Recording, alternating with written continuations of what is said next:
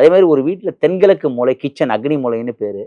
இந்த அக்னி மூலை கிராக்காவோ, உடைஞ்சோ, இடிஞ்சோ அது வந்து பெண்களுக்கு உண்டான பகுதி. அந்த பகுதி சரியில்லன்னா, பெண்கள் வந்து மென்சஸ் ஆவாங்க. பீரியட்ஸ் பிரச்சனை வரும். தொந்தரவுகள ஏற்படுத்திக்கிட்டே இருக்கும். அங்க சில பேர் வீட்ல சமைப்பாங்க. ஒண்ணா உட்கார்ந்து கணவன், மனைவி சாப்பிட முடியாது. அந்த தென்கிழக்கு மூலை பாதிச்சதுன்னா. தென்கிழக்கு மூலை வந்து ரொம்ப முக்கியமான பகுதி. இறைவனே அங்க தான் இருக்காரு. அங்க தான் உப்பு, புளி, மிளகா 3ம் இருக்கு. ஒரு வீட்டுக்கு புது பொண்ணு கல்யாணம் ஆனா, வீட்டுக்கு எடுத்துட்டு வர முதல் பொருளே உப்பு, புளி, மொளகா இது 3 தான் வீட்டுக்கு மொத கொண்டு வருவாங்க. மரக்கால்ல அரிசியில படி வச்சு, நெல்லு வச்சு, விளக்கு வச்சு எடுத்துட்டு வருவாங்க. முக்கியமா கொண்டு வர பொருள் இது 4ம் தாங்கிறேன். அப்ப அந்த தென்கிழக்கு சமைக்கிற இடத்துல தெய்வம் குடிகொள்ற இடம் இடம் தென்கிழக்குல தாங்க. அப்புறம் தான் உங்க பூஜை ரூம்லாம். வடகிழக்கு பகுதியில வந்து சுவாசம் நல்லா இருக்கணும். நீங்க சுவாசிக்கிற காத்து ஆக்ஸிஜன் நல்லா இருந்தா தான் நீங்க நல்ல நோய் நொடி இல்லாம வாழ முடியும். வடகிழக்கு சரியில்லன்னா நீங்க நோய் நொடியோட தான் வாழணும். தென்கிழக்கு நல்லா இருந்தது தான் சமைச்சு சாப்பிட்ட பொருள் ருசியா இருக்கும்.